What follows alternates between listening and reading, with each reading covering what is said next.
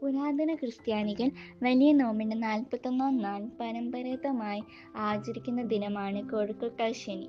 50 നോമ്പിന്റെ ആദ്യ 40 ദിവസങ്ങളിൽ ഈശോ മരുഭൂമിയിൽ 40 ദിനരാത്രങ്ങൾ ഉപവസിച്ചതിനെയും പിന്നീടുള്ള 10 ദിവസങ്ങളിൽ ഈശോയുടെ പീഡാസഹനത്തെയും ഓർത്ത് ക്രിസ്ത്യാനികൾ നോമ്പ് അനുഷ്ഠിക്കുന്നു. കർത്താവ് 40 ദിവസങ്ങൾക്ക് ശേഷം ഉപവാസം അവസാനിപ്പിച്ചതിനെ ഓർത്ത് ക്രൈസ്തവർ 41-ാം ദിവസം നോമ്പ് വിടുന്നു.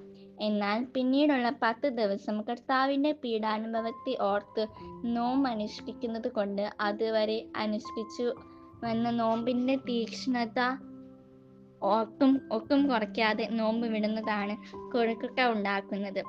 കൊഴു എന്നാൽ മെഴു എന്നർത്ഥം. കൊഴു ഭൂമിയെ പിളർന്നു ചിതറിക്കുന്നത് പോലെ പാതാവാദികളിൽ അവരുടെ അസ്ഥികൾ ചിതറിക്കപ്പെട്ടു.